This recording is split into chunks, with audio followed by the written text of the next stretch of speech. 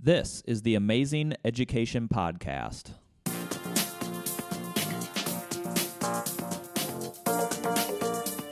Powered by the Ames Community School District, I'm your host, Eric Smith. On today's episode, we are joined by Ames High art teacher Lindsay Wede. We're going to have an amazing conversation about how she approaches projects, getting students to engage with the art community, and whether art should be judged. Lindsay Wede, thank you for being on this episode of the Amazing Education Podcast. How are you doing? I'm doing well. Thanks for asking. So you've been on my short list to have on as a guest for quite a while now because I have in regular rotation throughout the school year sharing a lot of the amazing artwork that comes out of not just your classroom, but your department at Ames High School. So how do you manage it all? Oh, gosh. I mean, we're just going to start there, I think. Well, there's a lot of moving pieces, a lot of things going on, obviously, all the time. But the main goal is to get kids' artwork out there in the public. We want to be able to share it with the community. Yeah. And just kind of thinking about, okay, I want to do this big project. Yeah. How can I incorporate it into the classroom? How can I incorporate it into art club? How can I see what we can do across the department? Yeah. And so I've had some of these project ideas boiling for a while. Like I've really wanted to do them for a long time. And some of them will have to wait till next year now because I didn't get to squeeze them in. So managing them in that regard is you sometimes find out you just run out of time to do them. But there are some that have become kind of traditions. Yes. And so that's been helpful. Like we've been doing the memory project now for several years. Yeah. And so now I know, based on what I've learned, that I want to start that earlier in the year so that the students have enough time to complete that. And then like the ceiling tiles with Mary Greeley, I always love doing that project. Yeah. And so just making sure that I'm making those connections early enough too. And so let's come back. We're going to come back to a couple of those. So update me on, let's talk about your classes specifically. What classes do you teach throughout the school year, just so that people listening can kind of get a sense of the types of artwork that we're talking about? So this year, I actually moved into where Shelley Hassebrock was last year. So she just retired. So actually this year, I taught all new classes for the first time. So then talk to me some about last year and this year. Give me your whole range here. Last year, I taught 2D art, 3D art, advanced 3D art, and photography, and all the advanced levels of photography. So in a lot of our classes, we have 1 through 8 levels because you can take them every semester and you build on it. So it's really awesome. Like right now, I was just telling you earlier about Lucas Luke, who is in like level 6 of photography because he's taken it every single semester. So those were the classes I taught last year. And then we hired Sarah on board, which is fantastic. And Lisa Renzi's wonderful. So we have them teaching 3D ceramics and jewelry, and Sarah's pulled into 2D and teaching some of those classes. And now I teach graphic design and 4D art and drawing, painting, printmaking, and still teaching photography, and then all those different levels in each of those classes. So let's pick one of them, and it doesn't matter which one, but how do you approach an art class? Because I would imagine that the students, they're coming in and you have a whole range of not only talent, but a range of interests. And in art, you can take a concept and there is an infinite number of ways that a student can run with it. I mean, and obviously you're an artist as well, that there's an infinite number of ways to run with it. So how do you maybe approach a project or approach a class with students and then help them navigate which direction to go? Right, which is awesome. That's what I love about it, is that I really do love that about a project. Like you can say your theme could be people, and if I pointed that out to people, no one's going to take the same people portrait. Right. No one's going to take the same animal portrait. No one's going to approach the graphic design poster the same way. That's what I love about it. I think my main thing that I love pushing the most is meaningful. Like I want it to be meaningful. So we have rubrics for all of our projects that include like the basic elements and principles of art, that include components that we want to make sure kids are including. But I really, really want to hone in on having those kids think about, where can I use this? How can I either make this real life? how can I make this for myself? How can I give this as a gift to someone? Yeah. So that's kind of how I approach it initially, to kind of get their wheels turning as far as their input into what they bring into that project. So does that motivate students? I Like, think do that you motivates instantly them a see lot. that? Yeah, with meaningfulness. And then Yeah. I'm super excited about it myself. Like, Yeah. I think I'm very passionate about what I do. And so I feel like I don't want to waste their time. Nobody likes to Yeah. have their time wasted. So I try and emphasize, like, what can you do with this project beyond the grade? Yeah. You're doing this as part of a class, but where are we taking this? What are we doing with this? Is that tough So- for students sometimes to... Oh. I mean, I would imagine, like, not every class has that in every project. You know, that and I don't want to say meaningfulness, but, like, they don't have that I can do whatever I want type thing. And it's kind of that, not entirely. I mean, obviously Sure. there's There are standards. limitations, Yeah. right? Yeah. And sometimes you do have to have limitations, Yeah. right? Because if I did say, just make whatever, Sure, then yeah, I yeah. think that's almost more tricky for a student. Yeah, yeah. Because then it's like, there's just all of this. Like, where do I pull? Where do I hone it in? Yeah. So I do think they have to have some limitations on what they're doing with their project. And that's where, like, the rubric and all of that stuff helps. But So I found that for several years I taught video editing class. And so the first couple weeks it was always, you know, sort of the nuts and bolts of this is the timeline, this is how you import, you know, video. Like, and it was very, I showed you and then you did it. And then I showed you and then you did it. And then once we got through that, I said, okay, this is going to be what we're going to be focusing on. Let's go make a project. And some students were like, I know exactly what I'm going to do. And other students kind of like froze. Like, they were just so used to this. I tell you what to do. And then they did it. And they froze. And it took a little bit for them to sort of come around to embracing some of that autonomy. yeah, there's a story that I just can't. So I've been cleaning out my room, right? And Yeah. finding different things as I'm going through different art classes, from things that Shelley left and maybe even teachers before her left Yeah. too. And I've come across this story of the boy. I don't know if you've ever heard Mm-hmm. it, but it's about this little boy that in elementary school, he had a teacher, and the teacher told him they brought up, like, draw a flower. And Yeah. he was like, oh, I know flowers. I can draw a flower. And he started to do it. And then in the story, she says, well, no. Let me show you step by step. And so then he sees step by step, and he's like, well, he follows the rules of the teacher, and he draws the flowers Yeah. step by step as he's supposed to do it. And then he does this next thing where she brings up another subject. He's like, oh, I already have this idea in Yeah. my head. But then she pauses him. He pauses the whole class and says, well, we'll do it together, step by step. And they do it step by step together. And he keeps doing that. And then it ends up in part of the story, he moves. And he goes to this other teacher, and she's like, draw this. Yeah. But doesn't give, says it's kind of more open-ended. Yeah. And he froze. Because he was like, what do I do? Like, they did want a little bit more the step by step Yeah. by step. And so I'm not saying teachers, I'm not trying to No, I don't no. and I don't even, because it's not my story to begin with.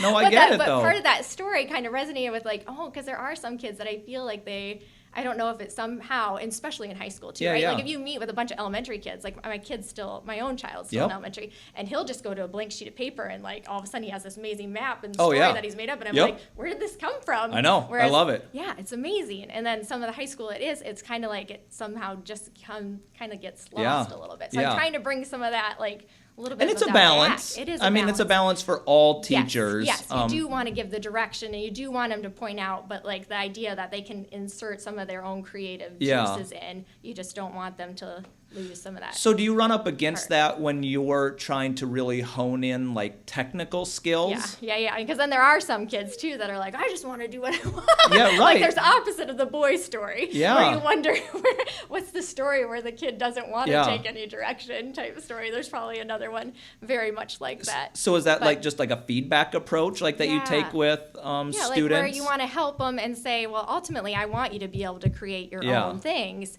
But in order to do that, you also want to have this underlying skill to make sure you execute it well. And it's not your art. It is a very personal thing, right? Yeah. But also, if you're trying to convey a message, or if you're trying for people to see what you see, Yeah. you want to make sure that you develop those skills Yeah. so that they can see that. So I always did that, and I'll go back to the video editing part. And Yeah. the thing that I told students was, you can break some of the rules when it comes to video editing, but you have to To know know the the rules first, Yes. and so then you Yes. have to be knowledgeable, because there's a difference between, being knowledgeable and then sort of pushing that boundary on what the, quote unquote rules are, and then just being oblivious to, the reality of say, video editing. But I would imagine that applies to other mediums as well. Right. Well, in 4D art, so this is my Yeah. first semester teaching 4D art, and there's some remarkable, awesome things coming across there with like animation and stuff that I want to pull Yeah. through. And so like kids just learning simple things about like squish and squash and like different Oh. things that they can do to actually mention and make movement with Yeah. their characters. They learn the principles of that. Yeah. And some of the kids are like, oh, I didn't even realize. I mean, like I think some of them, as they see these things, are like,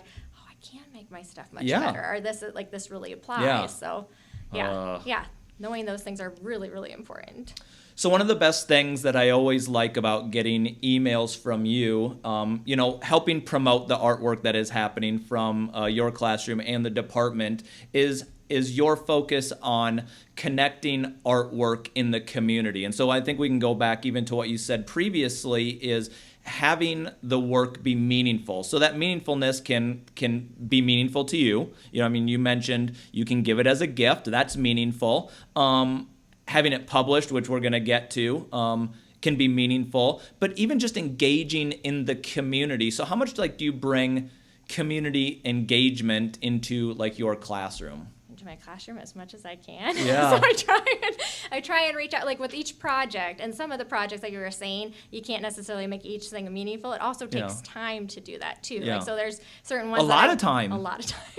No, it does. Where I'm like, okay, I like this project, but I think I can take it up a notch, and maybe the next time I approach it, I'm going to try and have this connected here instead. So, so it does take a lot of time. How much time do you think, because, class periods can be, 50 minutes, or if you're in a block scheduling, they're an hour and a half or whatever, which is great, I'm sure, for you. Yeah. But even notable projects, probably very few of them can get done in 90 minutes. No. I mean, these are week-long, even month-long projects. How much time do you think students spend outside of the classroom, and then how do you sort of manage that classroom time? Because I'm sure you have some students that they could come in every single day and work on the same project for a month straight. Right. Yes. So some of that is a lot more pushing too. So we do design. We have a syllabus for all of our classes as well, and try and break it down into 6 key projects. Okay. And then the online portfolio is always the culmination of all those projects where they put their stuff together in it. Yeah. And so for graphic design, they'll have their text portrait, and then they'll have their children's book page. They'll have all these different things that they have to get through. So they have 2 to 3 weeks on each project. Yeah. So then they kind of know what that timeline is. Google Classroom has been amazing in that Oh, regard, good. because then we can post things on there and make sure that they know kind of this is where they'll have to submit a picture of it, so they keep all of that stuff. So then they document as they go, Yeah. so they can just put all of that in their online portfolio at the end of the semester. But there is some of those kids, do want to work a little bit slower. Oh, and I actually yeah. have some kids that are really, really diligent. So sometimes I feel so bad too when I'm like, we got to keep moving, because I do want them to spend the time and make stuff look really, really good. Yeah. But I also want them to get the experience of trying different things. Yeah. I don't want them to be like, well, I never got to printmaking, or I never got to experience doing the acrylic painting. Yeah. So some of that is also having them dabble in different things. Because as an artist, even myself, I go back to stuff that I did years ago. Oh, yeah. And I'm like, oh, I could rework that. I could do something different. I want to redo that. I have that all the time. Yeah. I mean, I really do. I mean, and I consider myself, I can't do the some of the 2D. Some of the stuff that comes out of Ames High is ridiculous. It's so good. Yeah. And I can't even touch that, but I do feel I understand the creative process and the artfulness of it, but oftentimes, though, especially whether you do it as a profession or you do it as a hobby, oftentimes, there are deadlines that are associated with projects, and maybe should be. They could be self-imposed deadlines. They could be deadlines because you commission something was commissioned or whatever. But I think it's important to know. Yeah, they need to know that, and that's a key thing that they learn. Really, is that they have to get stuff in or get stuff done.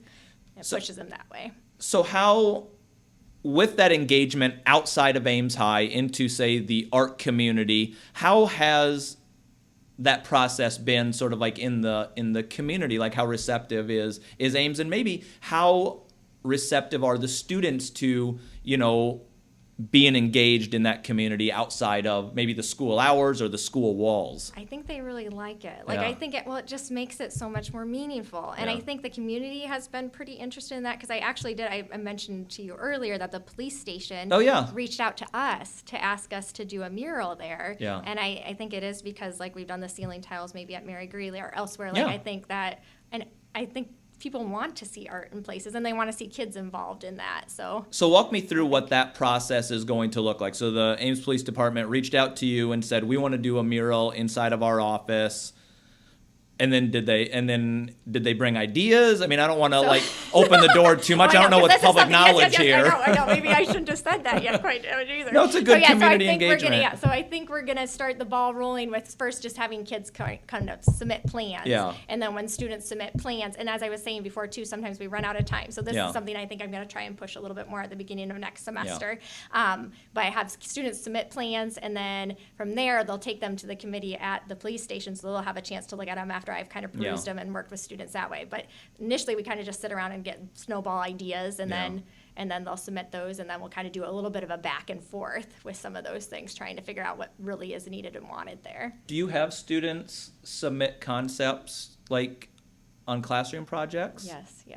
Yeah, and some ideas. So actually today with the online portfolio, so students were starting to present them because it's finals week now. Some of the students presented some ideas because for all of their online portfolios, besides just sharing their work that they did, they also give me an artist statement. Yeah, I like that. I love it. They show themselves working on their work, they show their favorite pieces, and they share 3 current artists. So no matter what class they're in, they share 3 current artists. So if it's a photography class, they share 3 new photographers that they haven't been exposed to. Yeah. Graphic designer, they share 3 graphic designers.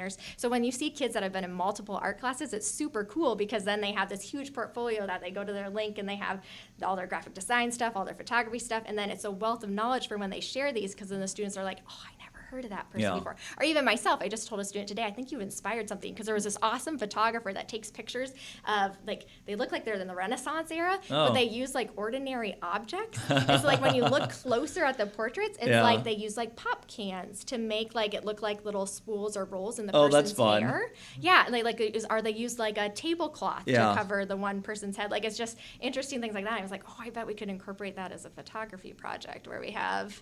And I told the student that. I was like, you might have just inspired something. Like, I really like that idea. You know, and outside of, and I'm sure there's various things. You know, some art projects you can just do for fun, and you can kind of just jump in and do something, and the stakes are low. But and a lot of notable art projects, like, they start right here. You know, they start in the mind, and to be able to kind of work out some of those ideas just in concept form can really help. Right, yeah, so that's why, like, so are our rubrics, too. We have them all broken down so that the students have to do some research and planning, and they have to do some sketches or design ideas. So even if they are a computer class, like, I kind of want them to sketch out, like, so, and sometimes they'll balk at that. Like, if they do a logo design, they'll have, like, 20 logo ideas that I want them to come out with. And even if it's just a slight switch, like, so with our Ames High logo, if they even just tilted it a little bit or something, like, it could be minor now take switches. It easy on the Ames High logo. We're not going to change the I'm Ames joking. High logo. But, like, different things that they might kind of adjust just slightly within their 20 design, because some are like, oh, do I have to come up with something completely different? No, but if you realize if you shift something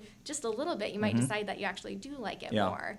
So we want them to sketch that out before they kind of come to the computer too. So and it is a lot of those subtle things. Like, so as a professional, so when we did the Ames High logo, so I worked with Ripke downtown, Ames High grad, who is great and wonderful. The whole company is wonderful. Yes. We did go through, like, we started with concepts. I mean, and we just had a conversation, and we had some, like, themes, and we had things that we wanted to keep. And so we started with those concepts, and they brought a variety of examples back. And we went through a like and don't like list, you know, and we kind of, like, could plug and play and move things around. And then they went back, and then they came back with the new ideas. And it's that ongoing process of just improving the art. Right. It's not just, here, I made this, I'm done. Like, correct, yeah.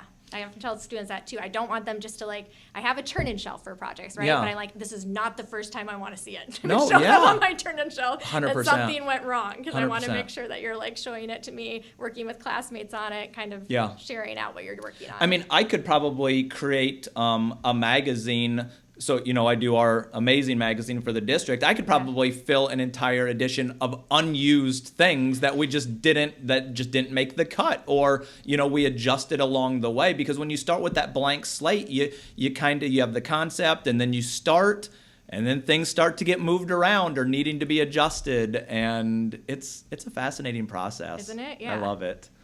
So talk to me about the importance of displaying art, especially, and I've always heard it, from a parent lens, it's like a student elementary, you put their art up on the refrigerator because it demonstrates that you're proud of it and they're proud of it and we want to showcase it. And now, we extrapolate that to high school students who are doing ridiculously amazing good stuff. Talk to me about that emphasis in your classroom about displaying art. So we have 3 big display cases at the high school that we're at right now, and we try to rotate things out through that. With National Art Honor Society, I always have an end of the year National Art Honor Society display that goes up too, and so there's already 2 in the main office and then 1 in the library. In the new school, I think there's some display cases right outside of our classrooms, and then we're hoping to kind of infiltrate the school with different art pieces as well. Memory Project, we wanted to have that at the public library because we thought that would be a great piece to have actually lots of people in the community view. It was really neat that even during COVID, when things were shut down, we could still have it in that vestibule because it was glass windows all the way through. So we've had that every year since that started. So I really love seeing that project out in the community. And then we showcase things at the Octagon. We just had their Octagon art show, so we put stuff there. So I think it's really, really important to How do students respond to it? Do they love it? Oh, I think they like it. Yeah. It makes them feel like, oh, that's my piece. Like, I think they like that a lot. The senior art show? The senior art show. Yes. How could I forget the senior art show? Yes, the senior art show. I always stop by on that. We always I take a bunch of pictures and kind of put it all together just because, not everyone in our community has an opportunity to see that. They can go to the public library if they want. Right. And it is, it's just phenomenal to be able to see kids that they put stuff together over the last 4 years, and they do an artist statement for that, and they can submit 10 pieces. And we have that judged. So we have, this year we had somebody from the Octagon come over and judge it. And actually, I always bring my kid over to see it too. And we gave out a special award. This year he wanted to give out awards. And so we created a JDW award. And he nominated 6 pieces because he couldn't decide on one that he wanted to get. So he bought them all Dairy Queen gift cards. Oh, that's fun. And so I did think that was really a fun addition. So that might be another tradition thing to start or whatever. Do you ever have students that are resistant to to display? I have had some maybe in the past that are a little bit more hesitant to show their artwork.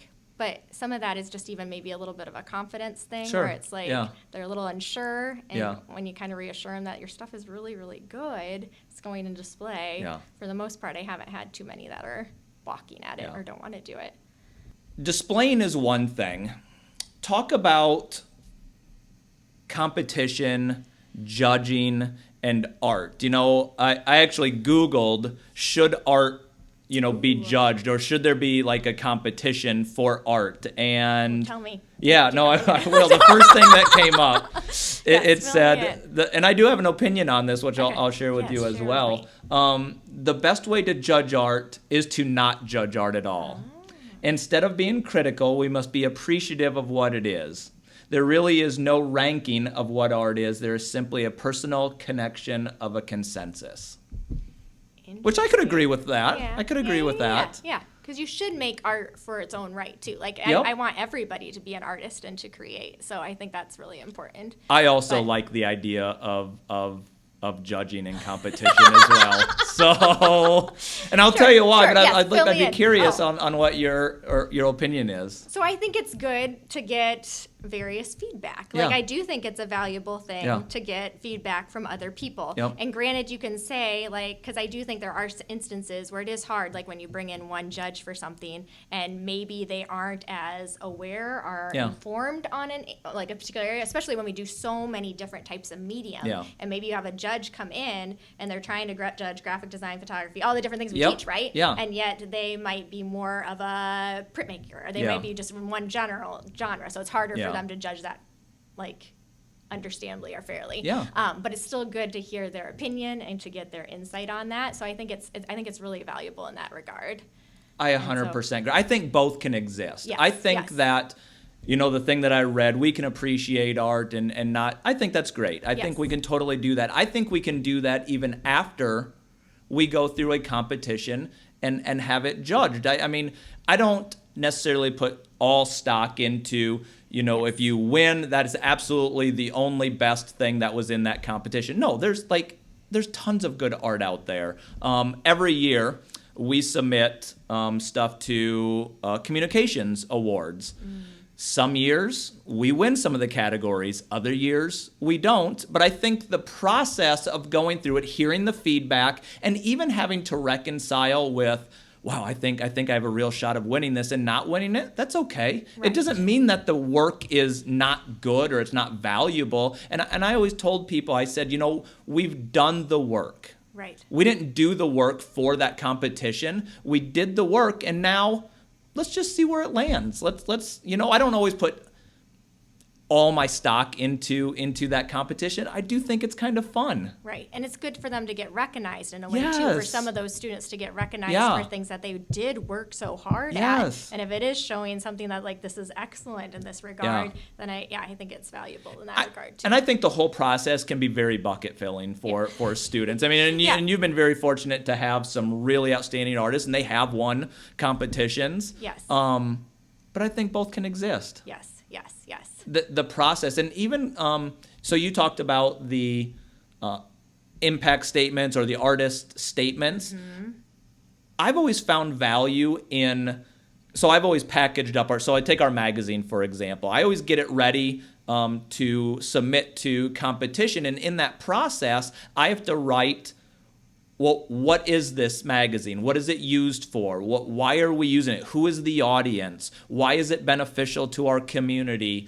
This podcast is another one. I did the exact same things. What makes this podcast stand out from other podcasts? Now, we win or don't win. That process can be really valuable because you get to reflect on all of the thought and work that you put into that art project. Yeah, you get to see what your reason was. Like, what's your meaning behind it? Yeah. And I think that's really cool, especially for anyone to do, but, high school students to be able to reflect on that and to take time and actually, I buckled down and, I worked hard on this. I think that's really cool. Yeah, and I love it, too, because some of those actually provide monetary need to kids too. Yeah, right. So some of the things that they apply for can get them money. And so like Clara Fields this year, she applied to a new scholarship that I just discovered this year for the guy that founded El Cater. Okay. And so she ended up winning the prize for creating her comic for that. And she got $600. So it's, it's a good way for kids to get some extra money towards their future endeavors as well. Right. Well, and art supplies aren't cheap. Yeah, art supplies aren't cheap. They are not. That's true.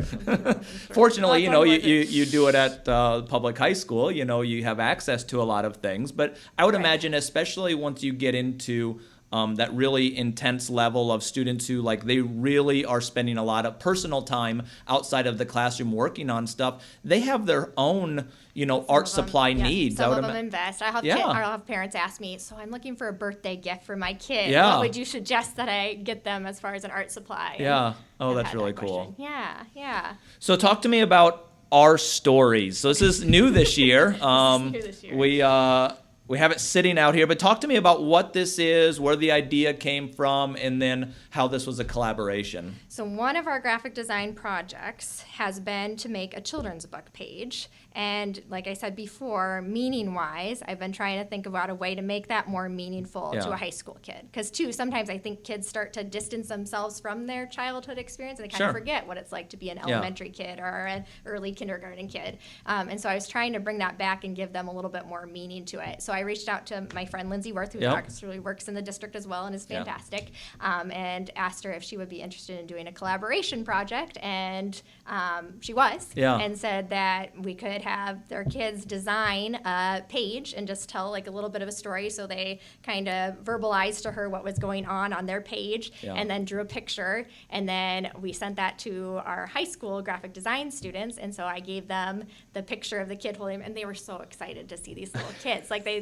I think they really love that, because Yeah. it does kind of click and remind them, oh yeah, I was Yeah. that little kid. I was in their boat at one point too. And it also reminds them too, because I think at this age they start to really kind of worry a little bit more about wanting things to be perfect Yeah. if they're really trying to do stuff. And it reminds them too, like you were saying before with art, being art, like Yeah. that this drawing that this kid did at this, look at how fantastic that is. Like, it's wonderful. Like those drawings in themselves, because I think that's my only hold up at the whole thing too. Like that kid's drawing, the E-kid, is wonderful in itself. Yeah. And so these kids just took that story and are making a version of it themselves. And like, so they took the idea and twisted it and made it so that they could make a digital version Yeah. of it for that student. And so I thought that was pretty awesome. Oh. And I mean, but seriously, but like a collaboration, early kindergarten students Yeah. come up with this concept, which, you know, kids that age, and I mean, really throughout elementary and even into middle school and high school, I mean, they're just bursting with Yes. ideas. And I can imagine that the reaction of, this was my idea, and then it goes off and comes back from a high school student, like in this really cool format, graphic design format. Yeah.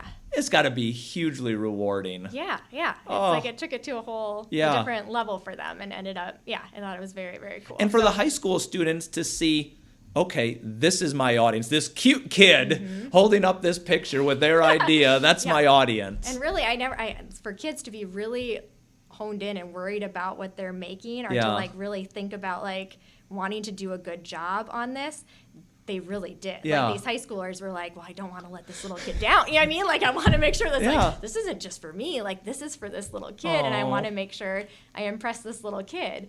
And then I learned a lot going through it as well, because thinking about just like grammatical things Yeah. or things like that too, and being like, Yeah. well, let's adjust this a little bit, or make sure you don't forget your punctuation here, or do those types of things that aren't necessarily always playing in our role too. So I thought that was a interesting learning experience on all regards. Was there a learning curve transitioning from the classes you were teaching last year into this year, or do you know, personally work on a lot of things that you're, you know, the courses that you're teaching? So I'm always wanting to learn, right? Yeah. That's something about my job that I really love. So Yeah. I'm constantly trying to do different things, which sometimes my husband is like, okay, stop. No, I get it.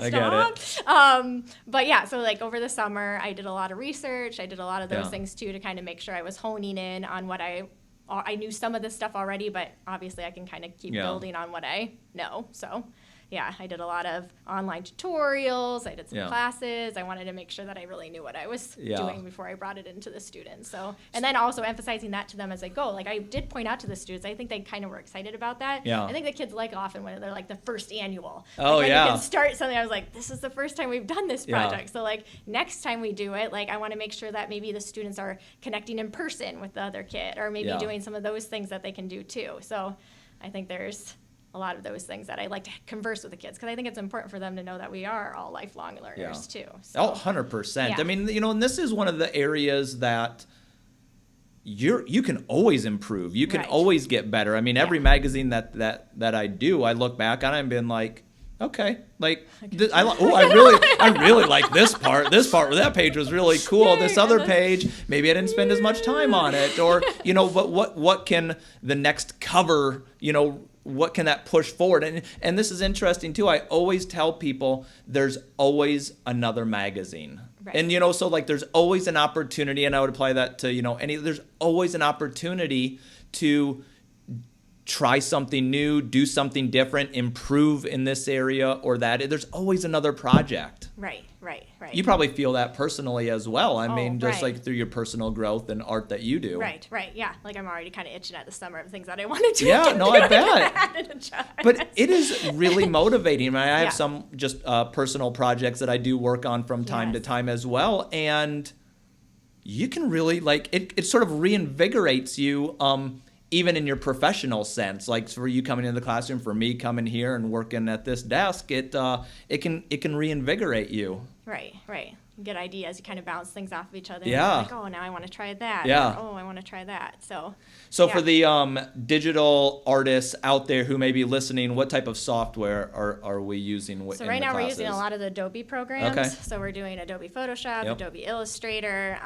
InDesign, I'm trying to weave in a little Okay. bit more, things Yeah. like that. So we're doing that. And then I want to use Adobe Animate. Next year, we're getting new computers, so we should have a Oh. lot of ability to do a lot more of that type of thing as well. So I I'm might very come excited over about- and attend that class. I don't know anything about Adobe Animate. Yes, I've been doing research on that, and I really want to incorporate more and more of that. And then, yeah, and the kids got tablets for next year, so they'll be able to Oh. use drawing tablets with their computers, so it should be very I need to just exciting. come over and hang out. I mean, Yeah, if you some don't of the find me here animation in this stuff. office, Yeah, well, yeah. one, I might just be at our amazing new high school in Okay, general, yes, and yes, then yes, yes, maybe yes. in your classroom and the art department wing, because there's some things You're interested in I'm learning more interested about. and Yes, yes, definitely yes. could learn. Yeah, I could there's- definitely learn, Yeah. probably from the students more Well, than even students, or- yeah, because that's where some of this is boiled from too. Because I had some kids bring up like, there's kids that are interested in video games design, Yeah. so they brought up like Unity. So I wanted to try that out a little bit this Oh. last semester. So I did have a couple of students test that out. Yeah. Students are interested in Blender, so like Kirk Johnson did a whole bunch of stuff with Blender and animating with that a I'm little not bit. familiar So with that. yeah, so it's another kind of modeling, 3D modeling kind of platform.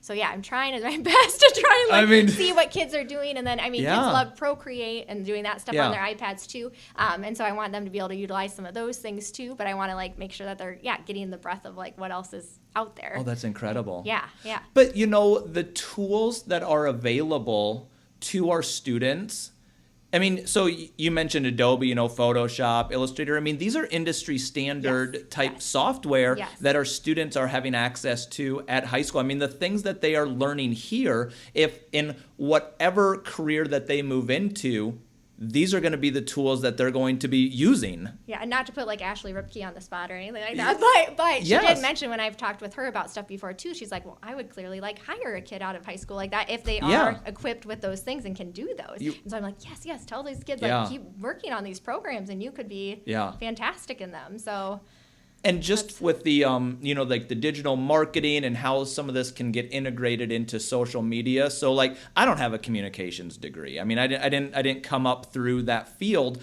but you just see a lot more companies having a need for graphic design because they need to find ways to stand out. And they're not necessarily companies that you would think, "Oh wow, you need a graphic design person in that company." So these students, they could go into whatever field. It doesn't have to be art or graphic design related, but they may have opportunities to utilize that skill set that they're learning here at Ames High and high school, just because companies need more and more of that. It's utilized so much, and it does make companies stand out. Good photography, like Yep. not like everyone has a phone these days, and in fact I do take, even professionally, I take a lot of pictures on my phone, but you need to know about lighting, about composition, maybe some editing. their ISO and Yes. their shutter and their lens opening and that whole And yep. companies who have really outstanding photography with people on staff, or they utilize it on social media,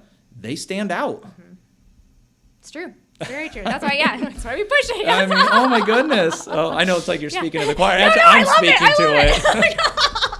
100% agree. Yes, I 100% Do students agree. realize and this? that's why I like reading their artist statement. So this online portfolio thing at the end of the year, I swear it's like my favorite time of the year Yeah. because you just get these kids go up there and they present them to the class, and I'm always like, you guys don't you realize how much fun it is to see like the culmination of what everybody else puts Yeah. out there. But they'll put stuff like that in their artist statement of Oh, like, yeah. I plan on doing, because they talk about what they want to go into and Yeah. how it will benefit their career, and be like, I want to go into this, and this is going to Oh, benefit yeah. my career because I need to know how to take good photos. And Yes. this will benefit my career because I want to make sure I can work with good layout and yeah. all of this is really portfolio based. Like Mm-hmm. companies who are hiring, say, graphic designers or photographers, it's not degree based. They're not hiring based on, oh, now do you have a photography degree?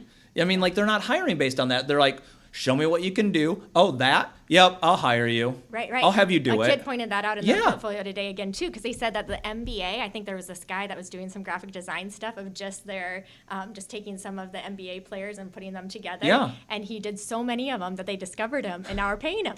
Like, and this kid was like, cool. Yes, So he's like, yeah. I put that in my portfolio and pointed it out to all of you. And that's not to So- suggest you I should know. or shouldn't Right, get a right, degree. right. I'm not suggesting that. I'm just Ditto, saying ditto, it's ditto. this is an area that is very portfolio based. Like Yes. people, they want results, and if you can demonstrate, like, yep, I can get you this results, I can do A, B, and C. Right. Sounds great to me. Right. Yeah. We'll So do work it. ethic and those types Yeah. of things. Like you got to start doing that Yes. in order to make it happen. Like Yeah. it's not just gonna fall in your lap. The MBA is not gonna discover you if you do nothing. Like Correct. you're just Correct.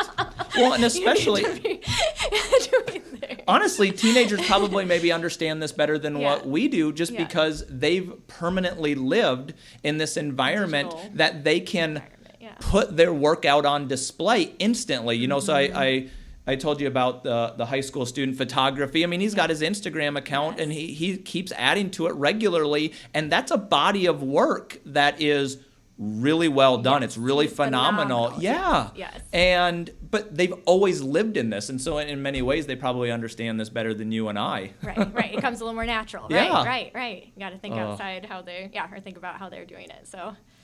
Well, this isn't going to be the last time that I know that I'm going to be seeing some of the amazing work that comes out of Ames High. I wish you the best this summer, Lindsay, but you know, hopefully you have some time to recharge, work on some personal projects, but ultimately get ready for what next year is going to be. I know you're going to have a full year, but it's going to be really, I would imagine, bucket filling for you and rewarding for the students, just to be able to get out into the community and really do some more outstanding artwork.